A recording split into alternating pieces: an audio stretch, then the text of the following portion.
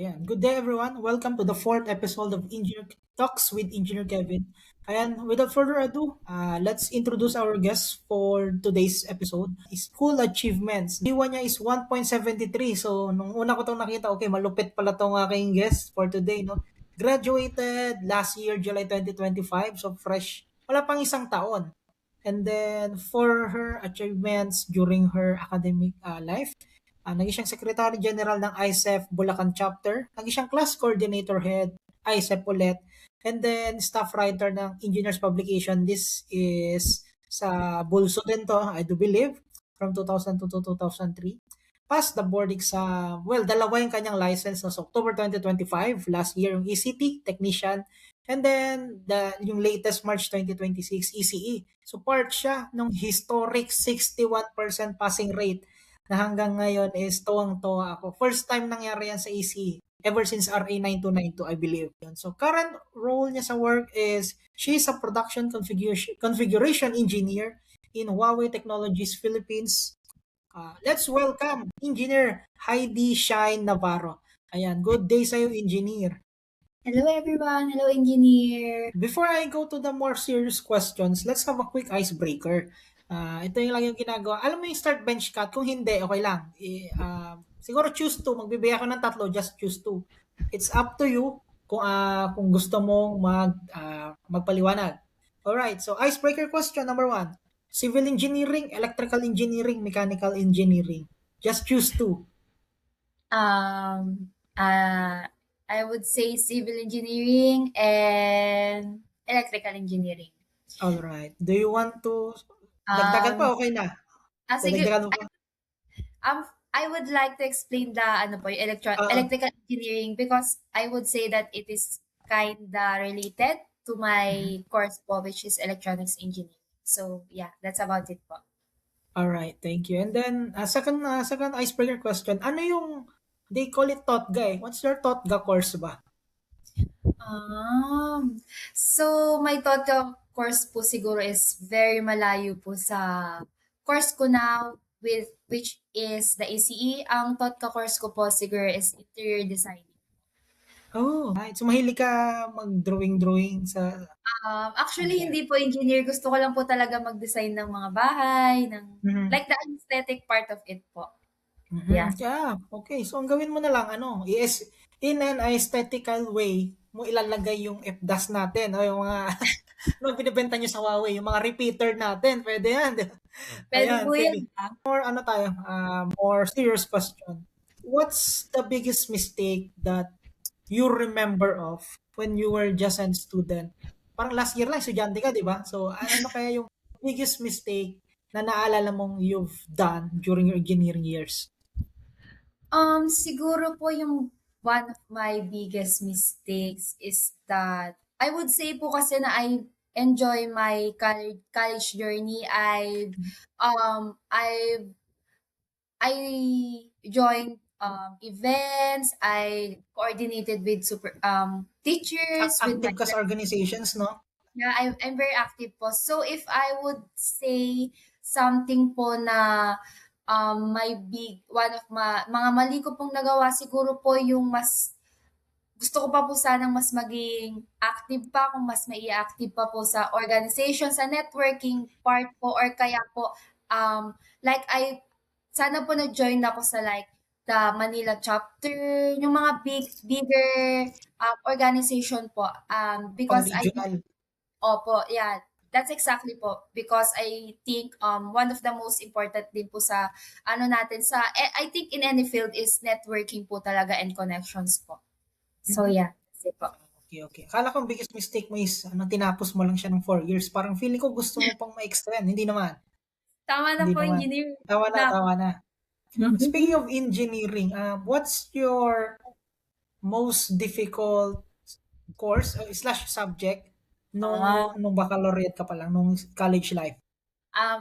Ito talaga, engineer, talagang hindi ko na kailangan pag-isipan. Circuits po talaga. Kasi di ba Opo, yung GWA ko po kasi pasok po talaga siya for a Latin honor. Latin, But oo eh. yeah, pero yung grade nung nakuha ko po dun, yun po yun na parang nagpatanggal sa'kin sa qualifications ko po. So, parang naka-tres po ako dun. So, sa Mm. atin po kasi good thing po yun, 'di ba? Kapag tres ka talagang nakapasa Oh, ka. yes, gintong tres sa din eh. Opo, talaga po. Pero looking back at it po habang inaaral ko po siya sa, board exam po, parang mas na-gets ko po siya, mas na-appreciate ko po siya. Mm. Na mas naintindihan ko po yung mga principles and, lessons behind it po. So, yun Anong po yung anong circuits 'yan to be specific kaya? ang Ano? subject po kasi namin dun, Circuits 1 and Circuits 2. Ito po yung mostly about sa talagang sa circuits yung mga, um, rules ay like mesh, yung mga ganun po na talagang Yun nag-solve ng electrical mga circuits. opo, Okay, electrical kasi circuit. nung araw ang tawag diyan sa'min ano, analysis. It's either DC analysis, yun yung circuits 1. AC Ay, analysis yung circuits 2. opo yan, yan dalawa po yan. Diyan po Oo. ako medyo nanganib po. Parehas kang nanganib. Parang after ng circuits Opo, 1, nanganib ka sa circuits 2. Kasi yung opo. circuits 2, as mga hindi nakakalam sa mga mag-engineering dyan, ECE or EE or ComEng, yung circuits 2, parang circuits 1, pero pinaglalaroan nyo na sa AC. May transient. Ayan. So, mas ma-appreciate nyo si inductor capacitor and then yung leading lagging. Oh, Phasors. Ayan. Ayun. Sige. Eh, ano kaya ang lowest moments mo before passing the board exam? lowest po? Tama Yes, po. lowest moments mo before passing the boards. Ayan. Student life Um, muna yung mga tanungan ko. Ayan. Student life po, tama po. Uh, Or before like, before passing the boards generally po. sige, passing the boards na lang kasi andun din pa naman yung review pala, no? Opo. Siguro po one of the most challenging battle po and lowest part of my life po is when my mom recently passed po. She passed away while I am reviewing for the board exam po. She Hmm. passed away last January po and I took the board this This March March. 2026. So, very difficult po talaga siya. I will be honest, at some point po, I thought na wag na po mag-continue, na mag-take, even though parang napakalapit ko na po at marami na po akong, like marami na po akong natutunan, gano'n, sa technical parts, sa subjects, sa boards. But, I chose to continue po. I chose to honor her, our talks, especially her dreams po for me because before anything else po, my mom believed in me and I owe to her to continue to take the boards. So yeah, yun po. Yan, I do believe, no, she's very, very proud of you, no, because you already passed and ayan, no. Hindi lang talaga nagpang-abot doon sa ano, no. So, but I believe she's there with you during your, saan nga ba kayo ulit? Newport? Sa Newport, no? Nanunumpa sa Newport.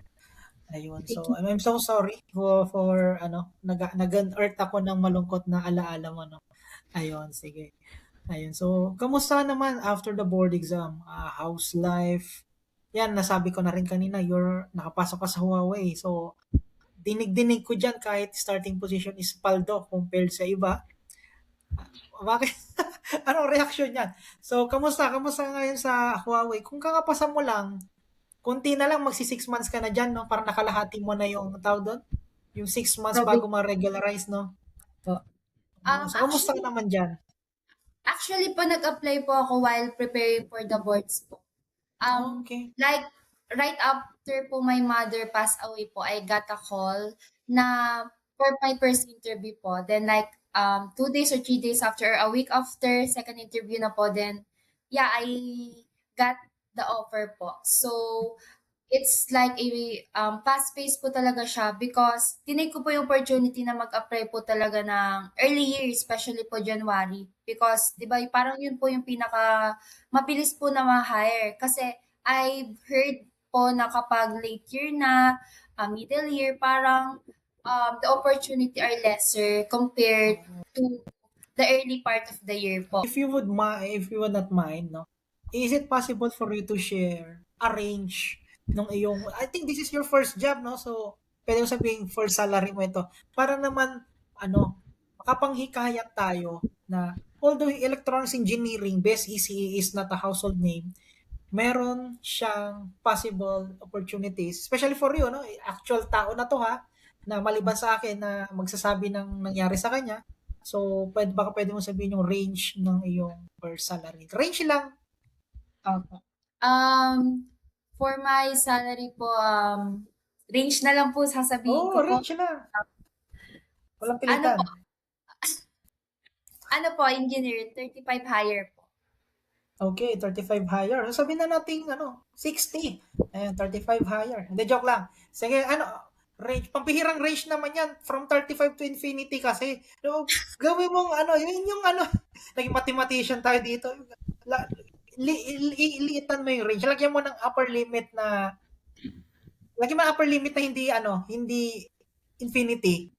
Parang in-engineer mo ako doon, engineer Pero Oo. gets ko po. Oh, Siguro po, I would say po 35 to 45 po. okay, okay. That's fair enough, fair enough. Ayan. So, one actual example ng isang engineer na hindi pa nga nakapasa sa board exam, nagre-review naman, pero nakakuha kagad ng salary within that range, no? Ayan. So, I applaud you, Engineer Heidi, and of course, I sympathize what happened to you, and I'm very proud, no, kasi you've pushed through. So, sa isang taon, nakapasa ka sa board, nakapaghanap ka ng work. And I do believe yung work mo, for a first work, it's a paldo, no? Paldo yan, nasa kategorya ng paldo yan. Kasi kung nakikita mo yung iba, 18, 20, etc., etc. Marketing ba to ng ECE? Hindi naman nakabayad ng ISET, pero ayan. Ayan. Sige. Anyways, what's next for Engineer Shine? Parang wala naman siguro nakikinig from Huawei dito, no? Pero saan mo nakikita yung sarili mo in the next maybe 3 to 5 years? Ay, ano yung, yung vision mo? Ayun. Um, for the next 3 years, I see myself po on a bigger responsibility, Mm-hmm. bigger role, in the company or in any related company. So Mm-hmm. I value and I'm thankful for Huawei for allowing me or sa pagkuha po nila sa akin. Mm-hmm. Kahit na po I'm really a fresh grad and I don't have any experience sales Mm-hmm. related to them po. So I see myself handling certain people. Mm-hmm. I also want to continue on this field of study, Mm-hmm. especially telecoms, ICT, and I'm hopefully I hope that 3 years from now I am more my skills are more advanced, and that it is sumasabay po siya sa trend, especially po yung course natin is isa Mm-hmm. po siya sa mga sumasabay sa innovations Correct. and globalization po currently. So I aspire to be an engineer who is not stagnant, Mm-hmm. who is continuously learning po, and I'm Mm-hmm. also always want to inspire others po. Not just with my successes, but also with my journey po. Okay, ayan. So, very, very, very nice answer. No, tumatak sa akin yung answer mo na yung handling people, no? So, please improve as well your communication and maybe soft skills, no? Ayun, kasi masakit sa ulo yan. Take it from me. I've been doing that for, what, 2018? Sa until now, no? Pero kakayanin mo naman yan. Practice lang. Hindi mo kalimutan yung technicals mo. Ayun. And then, ito, personal na question lang, ha? Pero tinanong ko naman sa ibang sa ibang guest ko. So, parehas lang kayo ha. So, kamusta ang love life ng isang electronics engineer sa Huawei? For the love life part naman po, engineer, I would say good naman po. Thriving naman po. Mhm. Yeah. So I would say, yeah, good naman po na pagsasabay ko naman po yung work, yung family, Ah, and other relationships po na I have po. ayun. So, wag na kayong magtatanong ha kung available si Engineer Heidi. Yan, na alam ko, i-comment nyo na yan or chat nyo ako. Yan ang sagot. Engineer Heidi, Heidi, may question pala ako, babalikan natin. Bakit ka nag-ECE? Kasi, alam ko naman, alam din nating lahat, hindi household name ang ECE. So, bakit Opo. ECE? Way back. Actually po, engineer, sa pagpili po ng course, gusto ko lang po talaga any engineering. Kasi po Mhm. narinig ko po na kapag engineer daw po, malaki daw po yung sahod, maganda yung Mhm. bahay, may sasakyan po. So, Ayan. nahulog po ako sa patibong na yon Sa and patibong sa sino ba 'yan? Resbahan natin. Sino ba 'yan? Baka sa akin yung narinig 'yan. Marami nang bubugbog sa akin 'yan, eh. Ayun. Sa kanino po mo naman narinig po 'yan? ako engineer na Oo, tinuloy ko po siya. oo. Not just the salary part, the Mm. material part, but the learning. And I believe that engineering would always be lagi po siyang kailangan po ng mundo natin. So I'm very proud that I'm part of that community po. Okay. Pero hindi mo pa sinasagot yung tanong ko. Bakit ECE? Yun nga, Paano ka na? Oh, ah, ECE in kasi po, general. Oo. out of all the engineering po, Yes, actually po na meron kasi niya sa bulso. opo. Nung year po kasi namin, isa po yung DSU sa lagi nagtatap po sa board exam about sa related po sa ECE or yeah. And then meron pong mga suggestion po sa akin na like specifically po may ate suggested po na maganda nga rin daw po yung ECE because she knows someone po na ECE din and good naman daw po yung career. So yeah, that's Your the ate is a engineer din? An engineer din si ate sorry mo? po. Si ate mo Ano po engineer siya, din? chemical technician naman po siya. Na lang hindi mo pa sinasabunutan si ate mo, 'no? Buti na lang sa Huawei ka napunta, 'no? Pag napunta ka sa dun sa mga 18 baka nasabunutan mo si ate mo. Ayan, de biro lang. Ayan. So far, Opo. goods naman. So far, goods ka naman, no? Yan, nahirapan sa college. College is mahirap naman in general. Nag-engineering ka pa. You pass the Opo. boards. Top notcher ka ba? Sorry, I forgot to ask. Nasa top ka ba? Nasa top 10 Um, ka ba? Actually, engineer, back on my college days, I was part of the lower part po. Like, hindi po ako nag-excel po talaga. I'm more on the communication part, the organizations part, and I'm thankful po na despite that po, I was able to enter the field, especially po on a big company po like Huawei po. Ayan. So there you have it. I think I'm going to close the podcast. Once again, thank you, Engineer Heidi Shine. Ayan, sa iyong oras, sa pagbibigay mo ng pagpapaunlak mo ng iyong oras sa aking mumunting podcast. No? And then again, one ping away lang ako. If, one chat pala. 1 p.m. away lang ako. And then, ayan, pwede tayong mag-usap outside. No? So, thank you sa mga nanood din and feel free to ano ba like mga ganun, hindi ko rin kabisado tong podcast pa to. So thank you Engineer Shine, and malay mo pwede kitang gawing regular guest. Alam mo ibig sabihin, para regular co-host, no? If you have time and pwede naman. Sige, thank you sa mga nanood and have a nice day. Thank you. Bye-bye. Thank you po, engineer. Bye-bye.